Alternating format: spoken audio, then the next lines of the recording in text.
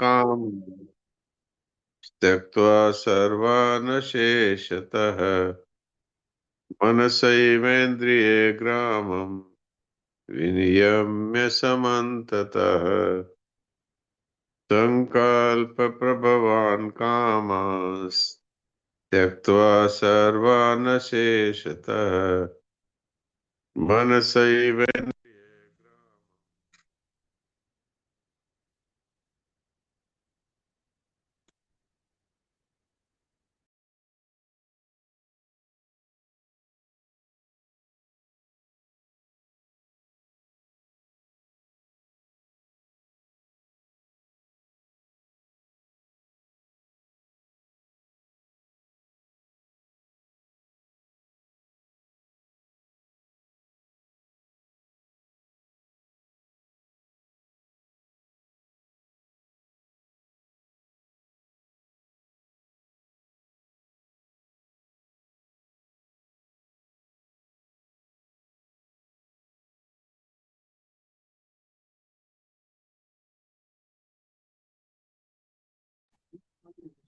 जय जय सीतापति रामा। जय लगता है जिसका का फोन आ गया, लगता है बीच में। नारायण नारायण।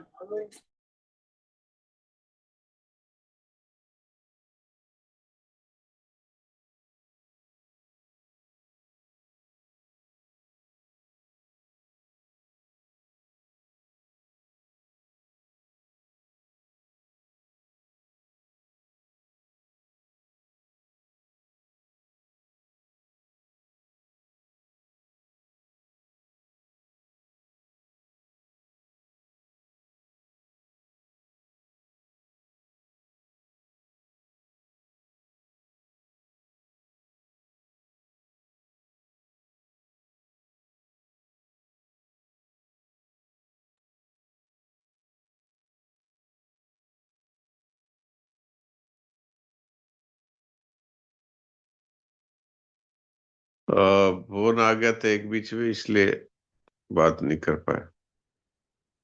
तो अभी मैं इस श्लोक को एक बार इसका अर्थ पढ़ देता हूँ। संकल्प से उत्पन्न होने वाली संपूर्ण कामनाओं का सर्वथा त्याग करके मन ही मन इंद्रिय समूह को सभी ओर से हटाकर प्रीति बोलिए। नारायण नारायण जी सा प्रणाम कर रही हूँ। नारायण नारायण। संकल्प प्रभवान कामान् त्यक्त्वा सर्वान् शेषतः मनसैवेन्द्रियं ग्रामं विनियम्य यम्य समन्ततः। नारायण नारायण। ठीक है।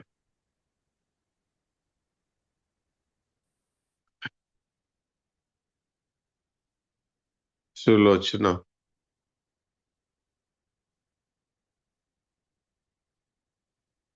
प्रणाम महाराज। प्रणाम। संकल्प प्रभवान कामान त्यक्त्वा सर्वान् शेषतः मनसैवेन्द्रिये ग्रामं विनियम्य समन्ततः। ठीक है। पिस्ता देवी।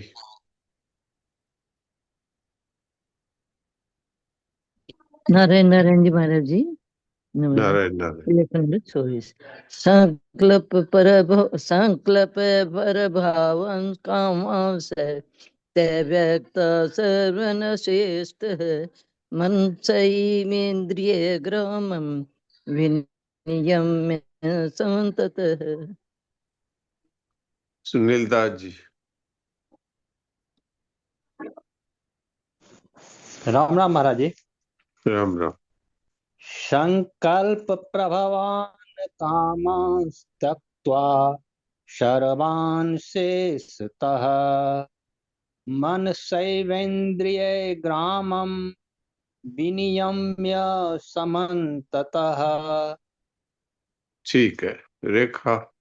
प्रणाम महाराज। प्रणाम। राम राम प्रणाम जी सा। राम राम।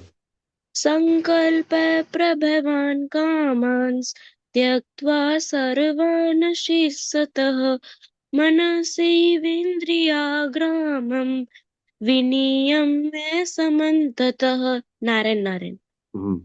ठीक है। सविता। प्रणाम डॉक्टर साहब। प्रणाम। संकल्प प्रभवान कामान् त्यक्त्वा सर्वान् शेषतः मनसेवेन्द्रिय ग्रामं विनियम्य समन्ततः। ठीक है। नारायण। तो जयेश भाई आप बोलिए। संकल्प प्रभवान कामांस त्यक्त्वा सर्वान् शेषतः मनसैवेन्द्रिय ग्रामं विनियम्य समन्ततः। वाह, बहुत अच्छा, शुद्ध है। देखिए जयेश भाई गुजराती होते हुए भी इतना शुद्ध संस्कृत बोलते हैं। ये तो संस्कृत का इतने हिंदी भाषी भी सही उच्चारण नहीं कर पा रहे। नारायण नारायण नारायण। तो आज बुधवार है, बृहस्पतिवार है, तो आज बुधवार है तो संतोष भाई पढ़ेगी पाथेय भाग 1।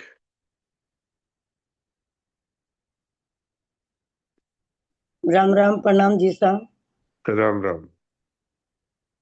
आज 52वां है क्या? जी। हाँ पढ़िए। गीता भवन स्वर्गाश्रम 16/4/56।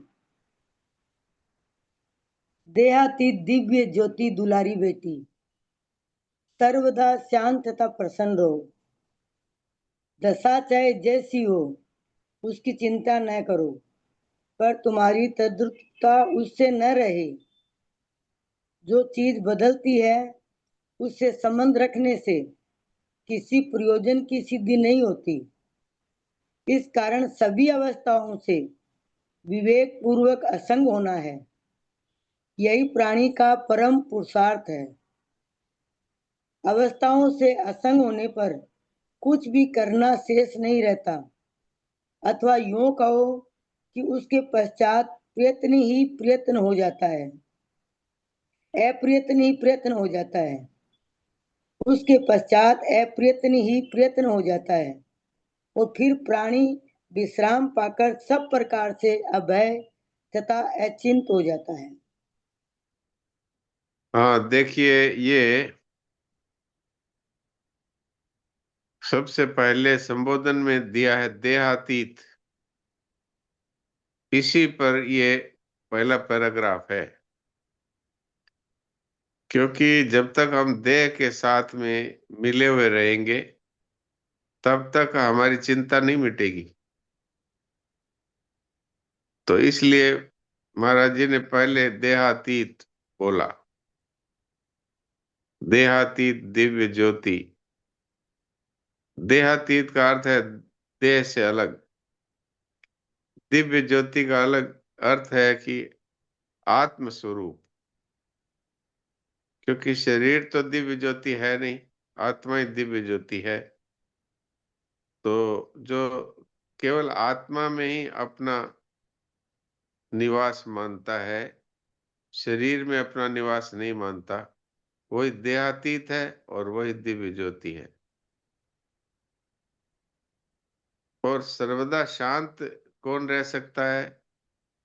कि जो किसी प्रकार की ममता नहीं रखता।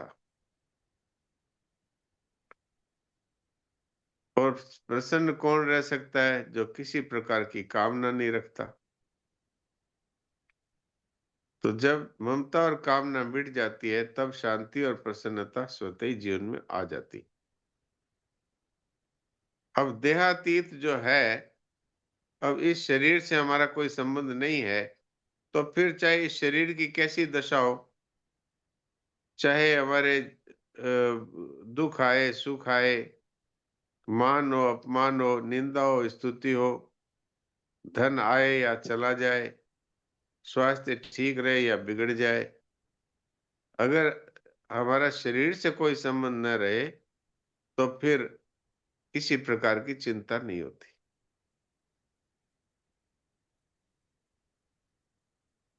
क्यों नहीं होती? कि शरीर के साथ एकता नहीं है तो उस दशा के साथ भी हमारी एकता नहीं रहेगी, क्योंकि ये दशा तो शरीर के साथ एक होने से ही हम, शरीर अस्वस्थ हो गया तो हम दुखी हो गए, धन चला गया तो हमारी चिंता हो गई। तो दशा चाहे जैसी भी हो, अगर हम देह से हमारा कोई संबंध नहीं रहेगा तो फिर उस अवस्था से भी कोई संबंध नहीं रहेगा, तो अवस्था से तद्रूपता नहीं रहेगी। अब इसमें मूल बात क्या है वो बता रहे हैं कि जो बदलता है उससे संबंध रखने से आदमी को हर प्रकार से दुखी होना पड़ता है, किसी भी प्रयोजन की सिद्धि नहीं होती, क्योंकि जो चीज बदल रही है वो तो नष्ट हो जाएगी, जो चीज बदल रही है वो तो नष्ट हो ही रही है। उससे संबंध रखेंगे तो रोना ही पड़ेगा। शरीर से संबंध रखेंगे, शरीर बीमार हो गया तो रोते रहो। धन से संबंध रखेंगे तो धन चला गया तो रोते रहो। तो इसलिए किसी भी पदार्थ जो कि बदलता है उससे यदि हम अपना ममता का या कामना का संबंध रखेंगे तो हमें रोना ही पड़ेगा। इसलिए हमें शरीर से असंग होना है, परिस्थितियों से असंग होना है, अवस्थाओं से असंग होना है। यही प्राणी का परम पुरुषार्थ है। मनुष्य का सबसे बड़ा पुरुषार्थ यही है कि जाई विधि राखे राम त्याही विधि रहिए।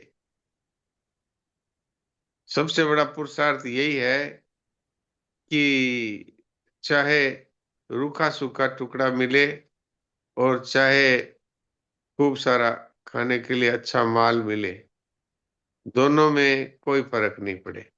और वो कब हो सकता है? जब हम शरीर से और संसार से और अवस्थाओं से और परिस्थितियों से असंग होंगे। यही सबसे बड़ा पुरुषार्थ है।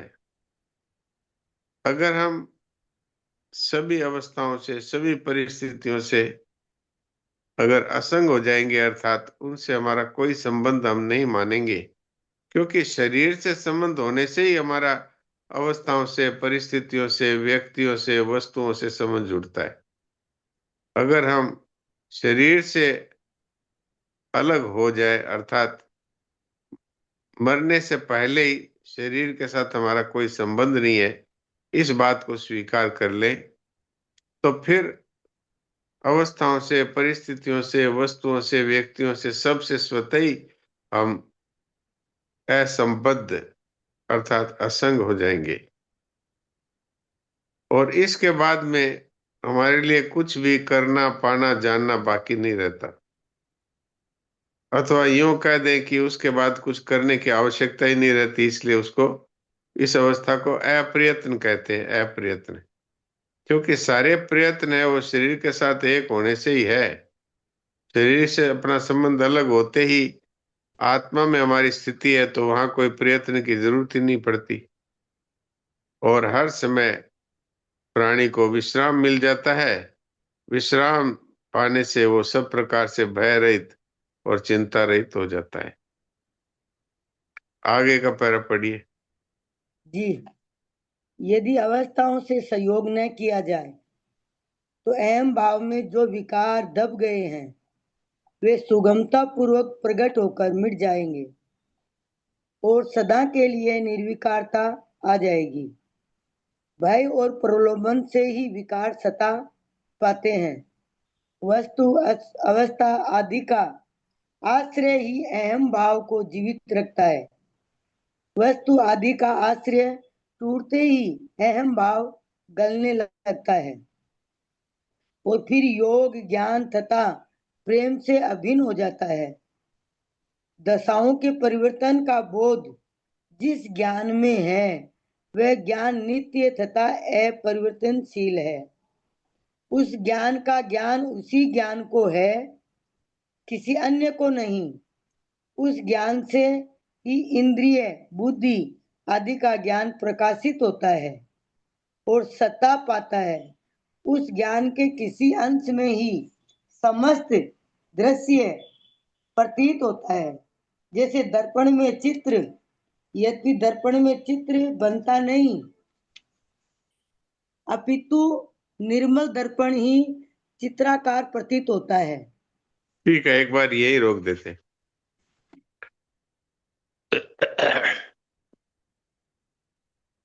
मूल बात जहां से चली थी उसी पे ही सारी बातें आ रही है। जब तक हम शरीर के साथ अपना संबंध मानेंगे तो हमारा अवस्थाओं से, परिस्थितियों से, सबसे हमारा संबंध जुड़ जाएगा। यदि गरीबी की अवस्था है तो हम दुखी हो जाएंगे, यदि अमीरी की अवस्था है तो हम भूल जाएंगे, यदि हमारा शरीर अस्वस्थ हो गया तो हम दुखी हो जाएंगे, और शरीर यदि बलवान हो गया तो हम अहंकार से फूल जाएंगे। तो यदि हम देह से अपना संबंध, जो कि वास्तव में है नहीं, उसको यदि हम अस्वीकार कर दें तो फिर हमारा अहम भाव मिट जाएगा। अहम भाव ही में सारे विकार है। अहम भाव क्या है? मैं ये शरीर हूं, ये मेरा नाम है, ये मेरी जाति है, ये मेरा पद है। और फिर वस्तुओं को लेकर के भी अहंकार बढ़ता है। मेरे पास इतना धन है, मेरे पास इतनी जमीन है, मेरे साथ इतने लोग हैं। तो इस तरह से जब तक हम शरीर के साथ संबंध मानते रहेंगे, और नाम के साथ और जाति के साथ, वर्ण के साथ, आश्रम के साथ, तो फिर हमारे अंदर अहंकार में जो बहुत सारे और भी विकार है वो सारे के सारे रहते हैं। आसक्ति है और वासनाएं हैं, ये सब। तो अगर हम शरीर के साथ संबंध अपना अस्वीकार कर दें तो सारे विकार स्वतः ही मिट जाएंगे। ममता के त्याग में निर्विकारता स्वतः सिद्ध है। अहंकार के त्याग में निर्विमानता स्वतः सिद्ध है। व्यक्तित्व है, परिचिन्नता है, सब अहम भाव के नाश में नाश हो जाते हैं। भय और प्रलोभन से ही विकार सत्ता पाते हैं। मनुष्य पाप में कब पड़ता है? जब किसी न किसी कामना का प्रलोभन रहता है, अथवा किसी भय के कारण से वो पाप करता है, या किसी लोभ से पाप करता है। जब मनुष्य शरीर से अलग हो जाता है तो उसमें भय और प्रलोभन नहीं रहता। वस्तु अवस्था आदि का आश्रय अहम भाव को जीवित रखता है। हमारे पास इतना धन है, हमारे पास इतने लोग हैं, हमारे पास इतनी जमीन है। इस तरह से हम जब जो बदलने वाली वस्तुएं हैं उनके साथ अपना संबंध मानते हैं तो हमारा अहम भाव है वो जीवित भी रहता है, पोषित भी होता है। वस्तु आदि का आश्रय टूटते ही अहम भाव गलने लगता है। वस्तु में सबसे पहले शरीर है, फिर उसके बाद में बहुत सारी है, धन है, जमीन है, मकान है। इस तरह से जब हम इनके साथ अपना संबंध मानते हैं तो अहम भाव बढ़ जाता है। मेरे पास इतना धन है, मेरे पास इतनी जमीन है, मेरे साथ इतने लोग हैं, मेरा इतना नाम है। इस तरह से अहम भाव बढ़ता है। लेकिन अगर हम शरीर से संबंध विच्छेद कर दें तो अहम भाव समाप्त हो जाता है, और फिर मनुष्य योग, ज्ञान तथा प्रेम से अभिन्न हो जाता है। क्योंकि शरीर से जब तक संबंध है तब तक सारे संसार से संबंध है, और जब तक शरीर और संसार को अपना मानते रहेंगे तब तक न तो योग होगा, न बोध होगा, और न प्रेम होगा।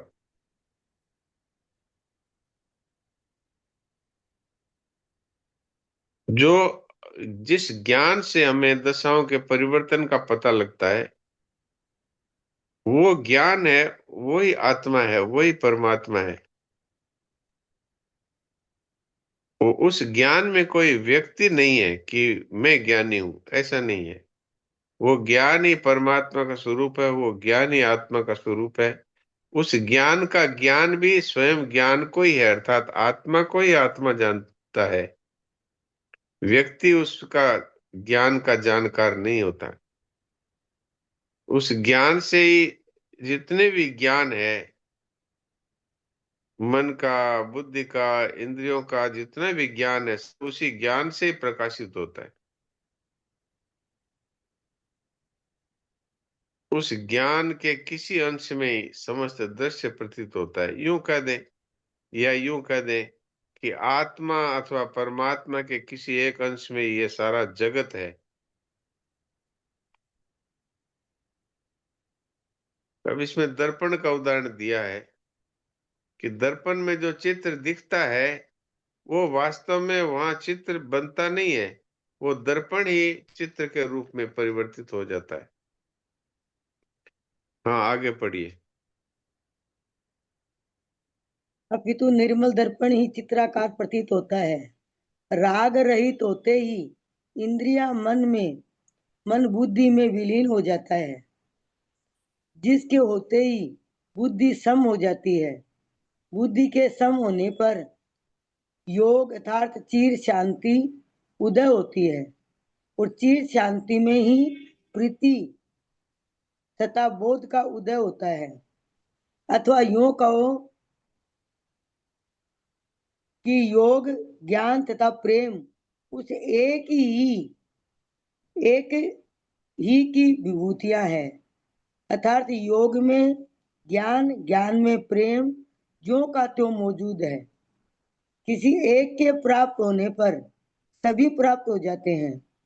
जिज्ञासा की दृष्टि से जो ज्ञान है, वैराग्य की दृष्टि से वही योग है, और समर्पण की दृष्टि से वही प्रेम है।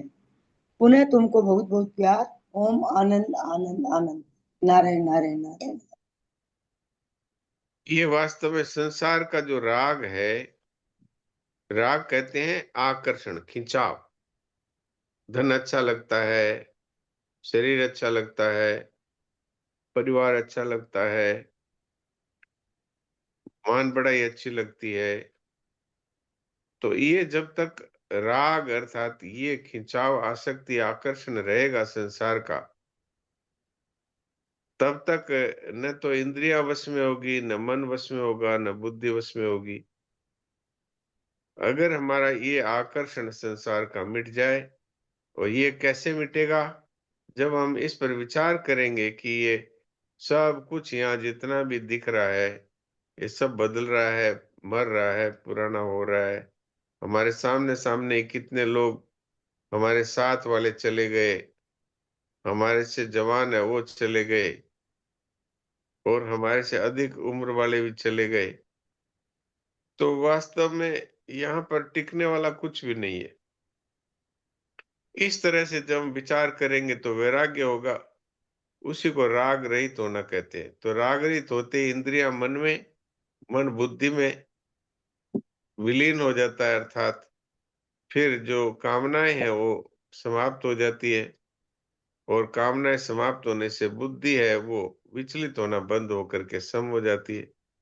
बुद्धि सम होने पर फिर स्वतः ही आत्म स्वरूप का ज्ञान हो जाता है।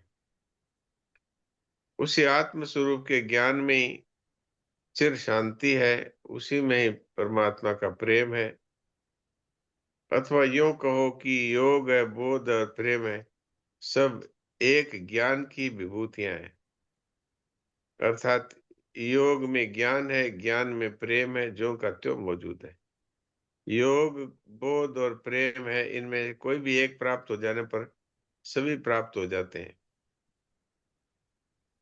ये है मूल बात। अब इसमें किसी का कोई प्रश्न है तो प्रश्न कर सकते हैं।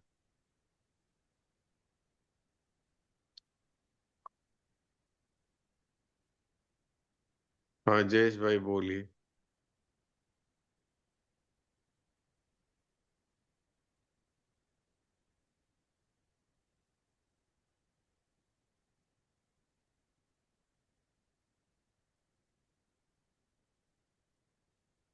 जयेश भाई बोलिए। राम राम जी से। राम राम। ये असंग बहुत विलक्षण बात आई इसमें। शरीर, परिस्थिति और सभी आश्रय का त्याग करने पर ये परिस्थिति असंगता हो जाती है। ये जो विवेक है, ये इसको किस तरह से अमल में लेना चाहिए? ये आपने बताया था आगे सत्संग में कि ये मेरे में नहीं है, इस तरह से देखे। पर परिस्थिति का प्रभाव कभी कभी देखा जाता है कि दुखी हो जाते हैं बाहर से, अंदर से समझ रहे हैं कि ये गलत है, ये अपना नहीं है, मेरा नहीं है। तो इसमें क्या समझना चाहिए और किस तरह से इस बात को लेना चाहिए, असंगता की बात?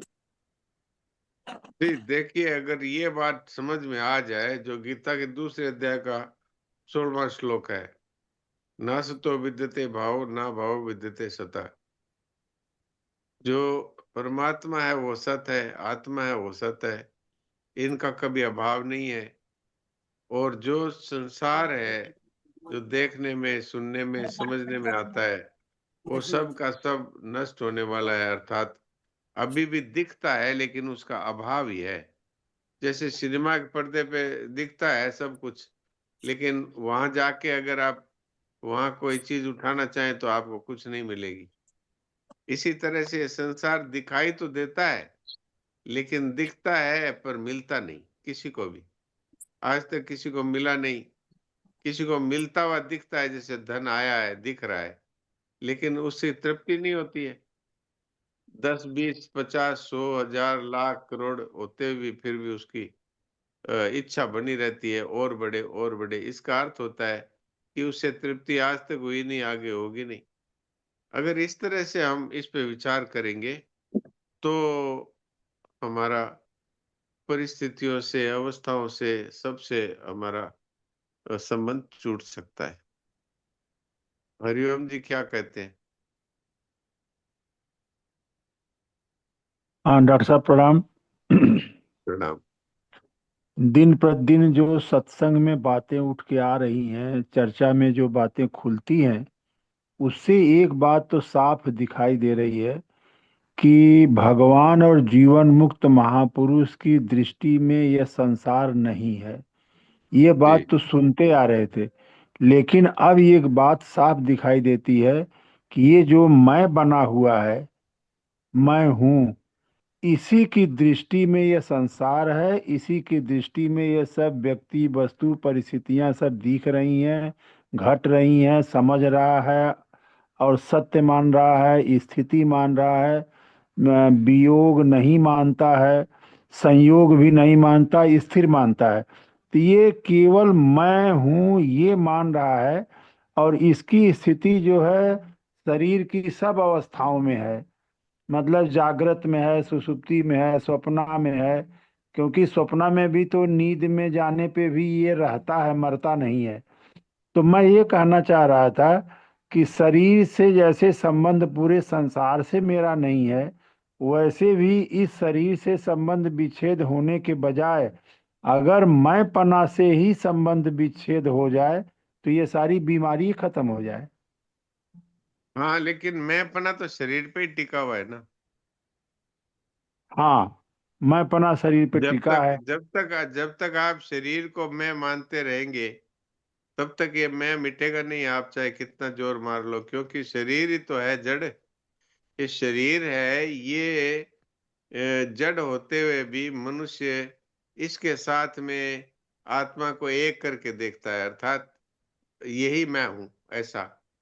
तो जब तक शरीर के साथ अपनापन रहेगा, तब तक पूरे संसार से संबंध जुड़ा हुआ रहेगा। तो तो ये इसमें मैं डॉक्टर है, साहब एक ये बात, क्या है? ये इसमें डॉक्टर मैं साहब है, एक ये बात ये तो भी है। शरीर को ही अपना स्वरूप मानना, यही तो मैं है। एक बात ये है डॉक्टर साहब कि स्थूल शरीर छूटने से मतलब नहीं है, जब तक कारण शरीर से संबंध ना छूटे तब तक की स्थिति वहीं की वहीं है।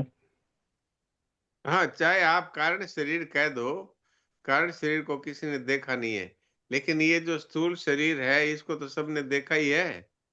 अगर हम इसको, हाथ को, पांव को और मस्तक को, नाक को, कान को मेरा मेरा कहते हैं, तो ये सब मिलाने से मैं कैसे हो गया? इस पर विचार करें। हाँ, तो ये जो न दिखने वाला पोर्शन है उसी को लेके तो मैं कह रहा है।